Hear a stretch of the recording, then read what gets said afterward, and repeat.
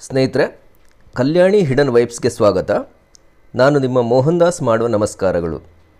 ಇಂದು ನಾವು ತಮಿಳುನಾಡಿನ ಪ್ರಸಿದ್ಧ ಪುಣ್ಯಕ್ಷೇತ್ರಗಳಲ್ಲೇ ವಿಶಿಷ್ಟವಾದ ಇತಿಹಾಸವುಳ್ಳ ಹಾಗೂ ಮಹಾಶಕ್ತಿಪೀಠಗಳಲ್ಲೊಂದಾದ ಕಾಂಚೀಪುರಂ ಕಾಮಾಕ್ಷಿ ಅಮ್ಮನ ದೇವಸ್ಥಾನಕ್ಕೆ ನಿಮ್ಮೆಲ್ಲರನ್ನು ಒಯ್ಯುತ್ತಿದ್ದೇವೆ. ಬನ್ನಿ, ದೇಗುಲದ ದಿವ್ಯ ದರ್ಶನವನ್ನು ಪಡೆಯೋಣ. ಕಾಂಚೀಪುರಂ ಬೆಂಗಳೂರಿನಿಂದ ಬಸ್ಸಿನಲ್ಲಿ ಪಯಣಿಸಿದ್ದಲ್ಲಿ 276 ಕಿಲೋಮೀಟರ್ಗಳ ಹಾದಿ, ರೈಲಿನಲ್ಲಿ ಪ್ರಯಾಣಿಸಿದ್ದಲ್ಲಿ 284 ಕಿಲೋಮೀಟರ್ ದೂರದಲ್ಲಿದೆ. ಒಟ್ಟಾರೆ ಹೇಳುವುದಾದರೆ ಸುಮಾರು 5 ಗಂಟೆಗಳ ಪ್ರಯಾಣ ಮಾಡಬೇಕಾಗುತ್ತದೆ. ಕಾಂಚೀಪುರಂ ಪ್ರಪಂಚದ ಭೂಪಟದಲ್ಲೇ ಮಾತ್ರವಲ್ಲ, ಪುರಾಣ ಪ್ರಸಿದ್ಧವಾದ ಹಾಗೂ ದೇವಾನುದೇವತೆಗಳ ವಾಸಸ್ಥಾನವೆಂದೇ ಹೇಳಬಹುದು. ಈಗಿನ ಕಾಂಚೀಪುರಂ ಸಾವಿರಾರು ದೇವಾಲಯಗಳನ್ನೊಳಗೊಂಡಿದೆ. ಇತಿಹಾಸ ಪುಟವನ್ನು ತಿರುಚಿದಾಗ ಪಲ್ಲವರಾಳಿದ ರಾಜಮಹಾರಾಜರುಗಳ ವೈಭವೋಪೇತ ಆಡಳಿತವನ್ನು ಕಂಡ ಸ್ಥಳವಾಗಿದ್ದು, ಪಲ್ಲವರ ರಾಜಧಾನಿಯಾಗಿ ಒಂದೊಮ್ಮೆ ಶೋಭಿಸಿತ್ತು. ಸುಮಾರು 3 ರಿಂದ 9 ಸಿಯವರೆಗಿನ ಶಿಲ್ಪ ಕಲಾಕೃತಿಯ ನೈಪುಣ್ಯತೆ ಮತ್ತು ಸವಾಲಿಗೆ ಸಾಕ್ಷಿಯಾದ ನಾಡು.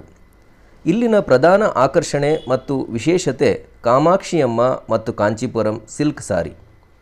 ಈ ಕಾಮಾಕ್ಷಿಯಮ್ಮನ ದೇವಸ್ಥಾನದ ಇತಿಹಾಸವನ್ನು ನೋಡಿದಲ್ಲಿ ನಿಮಗೆಲ್ಲರಿಗೂ ತಿಳಿದಂತೆ ದಕ್ಷರಾಜನು ಒಂದು ಯಜ್ಞ ಮಾಡಿದಾಗ ಶಿವನಿಗೆ ಹೇಳಿಕೆ ಕೊಡದೆ ಆಹ್ವಾನಿಸದೇ ಇದ್ದಾಗ ತುಂಬ ದುಃಖಭರಿತಳಾಗಿ ಕ್ರೋಧಿತಳಾದ ಸತೀದೇವಿಯು ಶಿವನಿಗಾದ ಅವಮಾನದ ಪ್ರತೀಕವಾಗಿ ದಕ್ಷನ ಯಜ್ಞದ ಕುಂಡದಲ್ಲಿ ಹಾರಿ ಪ್ರಾಣತ್ಯಾಗ ಮಾಡಿದಾಗ ಶಿವನು ಆಕೆಯ ದೇಹವನ್ನು ತನ್ನ ಹೆಗಲ ಮೇಲೆ ಹಾಕಿಕೊಂಡೇ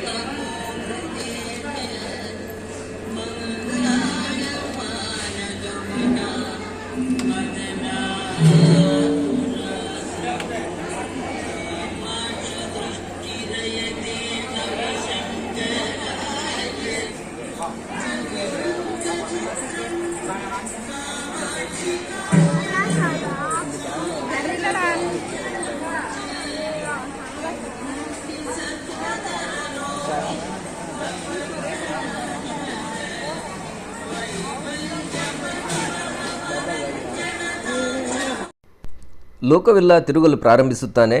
ದೇವತೆಗಳೆಲ್ಲ ದುಃಖಿತರಾಗುತ್ತಾರೆ. ವಿಷ್ಣು ಇದನ್ನು ತಿಳಿದು ಶಿವನನ್ನು ಸಾಂತ್ವನ ಮಾಡಲಿಕ್ಕಾಗದೆ ಒಂದು ಉಪಾಯ ಮಾಡಿ ತನ್ನ ಸುದರ್ಶನ ಚಕ್ರದಿಂದ ಸತೀದೇವಿಯ ದೇಹವನ್ನು ಛಿದ್ರವಾಗಿ ಮಾಡುತ್ತಾನೆ. ಆಕೆಯ ದೇಹದ ಪ್ರತಿ ಭಾಗವು ಭೂಲೋಕದಲ್ಲೆಲ್ಲ ಹೋಗಿ ಬೀಳುವಾಗ ಅವೆಲ್ಲವೂ 52 ಶಕ್ತಿಪೀಠಗಳಾಗಿ ಮಾರ್ಪಾಡಾಗುತ್ತವೆ. ಅದರಲ್ಲೊಂದಾದ ಒಂದು ಕ್ಷೇತ್ರವೇ ಕಾಂಚೀಪುರಂ. ಕಾಂಚಿಯಲ್ಲಿ ಕಾಮಾಕ್ಷಿ, ಮಧುರೆಯಲ್ಲಿ ಮೀನಾಕ್ಷಿ ಹಾಗೂ ಕಾಶಿಯಲ್ಲಿ ವಿಶಾಲಾಕ್ಷಿ, ಈ 3 ಶಕ್ತಿಪೀಠಗಳನ್ನು ಜೀವನದಲ್ಲೊಮ್ಮೆ ದರ್ಶನ ಮಾಡಬೇಕು ಅಂತ ಹೇಳುತ್ತಾರೆ. ಹಾಗೆಯೇ ಇಂದು ನಾವು ಕಾಮಾಕ್ಷಿಯ ದರ್ಶನ ಮಾಡುತ್ತಿದ್ದೇವೆ. ಇದು ದ್ರಾವಿಡ ಶೈಲಿಯಲ್ಲಿ ಕಟ್ಟಲ್ಪಟ್ಟಿದೆ.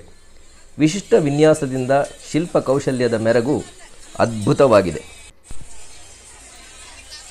ಈ ಕ್ಷೇತ್ರದಲ್ಲಿ ಸತೀದೇವಿಯ ನಾಭಿಯ ಭಾಗ ಬಿದ್ದಿರುವುದರಿಂದ ಇದನ್ನು ಕಾಮಾಕ್ಷಿಯಮ್ಮನ್ ಕ್ಷೇತ್ರವೆಂದು ಕರೆಯಲಾಯಿತು. ಸ್ಥಳೀಯರು ಇಲ್ಲಿನ ತಮಿಳು ಭಾಷೆಯಲ್ಲಿ ಕಾಮಾಚಿಯಮ್ಮನ್ ಅಂತ ಕರೆಯುತ್ತಾರೆ. ಈ ದೇವಸ್ಥಾನದ ವೈಶಿಷ್ಟ್ಯವೇನೆಂದರೆ, ಈ ದೇವಸ್ಥಾನವು ಭೌಗೋಳಿಕವಾಗಿ ಭೂಮಿಯ ಕೇಂದ್ರ ಬಿಂದುವಿನಲ್ಲಿದೆ, ಅಂದರೆ centre of the earth. Kamakshi ಎಂಬ ಹೆಸರಲ್ಲಿ ಏನು ಹುದುಗಿದೆ ಎಂದರೆ, ಕಾ ಶಬ್ದವು ಕಾಳಿ ಎಂದು, ಮಾ ಶಬ್ದವು ಮಾತಂಗಿ ಎಂದು, ಕ್ಷಿ ಅಂದರೆ ಕಣ್ಣುಗಳೆಂದು ಕಾಮಾಕ್ಷಿ ಎಂದಾಗಿದೆ.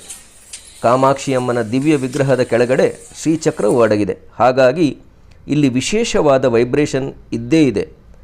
ಭಕ್ತರನ್ನು ಆಕರ್ಷಿಸುವುದು, ಭಕ್ತಿ ರಸವನ್ನೀಯುವ ಪ್ರಶಾಂತವಾದ ಹಾಗೂ ದರ್ಶನದ ಮೇಲೆ ಪ್ರತಿ ಭಕ್ತರ ಜೀವನದಲ್ಲಿ ಉಂಟಾಗುವ ಪಾಸಿಟಿವಿಟಿ ಅತ್ಯದ್ಭುತ.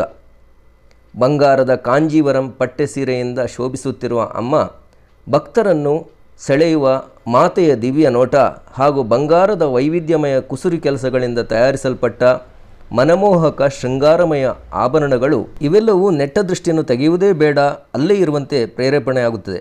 ಆದರೆ ಜನಜಂಗುಳಿ ಎಂದಿರುವುದರಿಂದ ಕೆಲವು ಕ್ಷಣಗಳ ಆನಂದಮಯ ದರ್ಶನ ಭಾಗ್ಯ ಭಕ್ತರಿಗೆ ಸಿಗುವುದರಿಂದ ತಮ್ಮ ಪಾಪ ವಿಮೋಚನೆ, ಮೋಕ್ಷ, ಕಷ್ಟಗಳ ನಿವಾರಣೆಯಾಗುತ್ತದೆ ಎಂದು ಎಲ್ಲರೂ ಹೇಳುತ್ತಾರೆ. ಏಕೆಂದರೆ ಇದು ಶಕ್ತಿಯ ಸ್ಥಳ. ಅಮ್ಮ ಎಲ್ಲರನ್ನು ವಿಶೇಷವಾದ ಅನುಗ್ರಹದಿಂದ ಕಾಪಾಡುತ್ತಾಳೆ. ತಾಯಿಯ ಒಲುಮೆ ಗಳಿಸುವುದೇ ನಮ್ಮೆಲ್ಲರ ಭಾಗ್ಯ ಹಾಗೂ ಅದೃಷ್ಟ. ಕಾಮಾಕ್ಷಿಯಮ್ಮನು ಒಂದು ಕೈಯಲ್ಲಿ ಕಬ್ಬನ್ನು ಹಿಡಿದಿರುತ್ತಾಳೆ, ನೆತ್ತಿಯಲ್ಲಿ ಚಂದ್ರನೊಂದಿಗೆ ಕಂಗೊಳಿಸಿದ್ದಾಳೆ. ತ್ರಿಪುರ ಸುಂದರಿಯಾಗಿ, ಭಕ್ತ ರಕ್ಷಕಿಯಾಗಿ, ಜಗದ್ ರಕ್ಷಕಿಯಾಗಿ ತನ್ನ ದಿವ್ಯ ದೃಷ್ಟಿಯಿಂದಲೇ ಭಕ್ತರ ಕಷ್ಟ ಕಾರ್ಪಣ್ಯಗಳನ್ನು ನಶಿಸುತ್ತಾಳೆ. ದೇವಿಯ ಬಗ್ಗೆ ಎಷ್ಟು ಹೇಳಿದರೂ ಅದು ಅಲ್ಪವೇ, ಅದು ಅನಂತವಾಗಿದೆ. ಲಲಿತಾ ತ್ರಿಪುರ ಸುಂದರಿಯಷ್ಟೇ ಮಹಾಶಕ್ತಿಯಾಗಿ, ಕಾಮಾಕ್ಷಿಯಾಗಿ ಶ್ರೀ ಶಂಕರಾಚಾರ್ಯರಿಂದ ಪೂಜಿತಳಾದ ಪ್ರಸನ್ನ ಮಹಾಮಾಯಿಯೇ ಕಾಮಾಕ್ಷಿ ಅಮ್ಮ. ಇನ್ನು ದೇವಾಲಯದ ಬಗ್ಗೆ ಹೇಳುವುದಾದಲ್ಲಿ, ದೇವಸ್ಥಾನದ ಆವರಣದಲ್ಲಿ ಒಂದು ಸುಂದರವಾದ ಕಲ್ಯಾಣಿಯು 4 ದೊಡ್ಡದಾದ ಕಾರಂಜಿಗಳೊಂದಿಗೆ ಕಣ್ಮನ ಸೆಳೆಯುತ್ತದೆ. ದೇವಾಲಯದ ಆವರಣದಲ್ಲಿ ಸುಂದರವಾದ ಹೂಗಿಡಗಳನ್ನು ನೆಟ್ಟು ಭಕ್ತರಿಗೆ ಆನಂದವನ್ನುಂಟು ಮಾಡುತ್ತಿದೆ. ಬಂದ ಭಕ್ತರಿಗೆ ಪ್ರಸಾದವನ್ನು ಕೂಡ ವಿತರಿಸಲಾಗುತ್ತಿದೆ. ದೇವಾಲಯವು 6:30ಕ್ಕೆ ತೆರೆದು 12:30ಕ್ಕೆ ಮುಚ್ಚುತ್ತೆ. ಹಾಗೆ ಸಾಯಂಕಾಲ 3:30ರಿಂದ ತೆರೆದು 7:30ರವರೆಗೆ ತಾಯಿ ದರ್ಶನ ಸಿಗುತ್ತೆ. ದೇವಾಲಯದ ಎದುರುಗಡೆ ಒಂದು ಸ್ಟೀಲ್ ಮೇಜಿನ ಮೇಲೆ ಅವರು ತಂದ ದೀಪಗಳನ್ನು ಉರಿಸಿ ಅಥವಾ ಆರತಿ ಬೆಳಗಿ ಅಲ್ಲೇ ಅದನ್ನು ಇಡಬಹುದಾಗಿದೆ. ಈ ಎಲ್ಲ ವಿವರಗಳು ನಿಮಗೆಲ್ಲರಿಗೂ ಸಹಾಯವಾಗಬಹುದೆಂದು ಭಾವಿಸುತ್ತೇವೆ. ತಾವು ಸಾಧ್ಯವಾದಲ್ಲಿ ಈ ದೇವಾಲಯಕ್ಕೆ ಭೇಟಿ ನೀಡಿ ಕಾಮಾಕ್ಷಿ ಅಮ್ಮನ ಕೃಪೆಗೆ ಪಾತ್ರರಾಗಬಹುದು. ಧನ್ಯವಾದಗಳು. ನಮಸ್ಕಾರ. ಸ್ನೇಹಿತರೆ, ಕಲ್ಯಾಣಿ ಹಿಡನ್ ವೈಫ್ನ ಎಲ್ಲ ವಿಡಿಯೋಗಳನ್ನು ವೀಕ್ಷಿಸ್ತಾ ಇದ್ದೀರಾ. ಇನ್ನು ಮುಂದಿನ ವಿಡಿಯೋದಲ್ಲಿ ನಾವು ಸಿಗೋಣ. ಅದುವರೆಗೂ ಸಬ್ಸ್ಕ್ರೈಬ್ ಮಾಡದವರು ಸಬ್ಸ್ಕ್ರೈಬ್ ಮಾಡಿ, ಲೈಕ್ ಮಾಡಿ, ಶೇರ್ ಮಾಡಿ. ಹಾಗೂ ಈಗೀಗ ವಿಡಿಯೋದ ಕೆಳಗಡೆ ನೀವು ನೋಡುತ್ತಿದ್ದಂತೆಯೇ ಒಂದು ಹೈಪ್ ಅನ್ನೋ ಒಂದು ಶಬ್ದ ಅಲ್ಲಿ ನಿಮಗೆ ಕಾಣಿಸ್ಬೋದು. ಅದನ್ನು ನೀವು ಒತ್ತಿದ್ದಲ್ಲಿ ಪಾಯಿಂಟ್ಸ್ಗಳು ಬರ್ತವೆ. ಅದನ್ನು ದಯವಿಟ್ಟು ಹೈಪ್ ಅನ್ನೋದನ್ನು ಒತ್ತಿ ಪಾಯಿಂಟ್ಸ್ಗಳನ್ನು ನೀಡಿ. ಧನ್ಯವಾದಗಳು. ನಮಸ್ಕಾರ. ಜಯ ದುರ್ಗೆ ದುರ್ಗತಿ ನಾಶಿನಿ.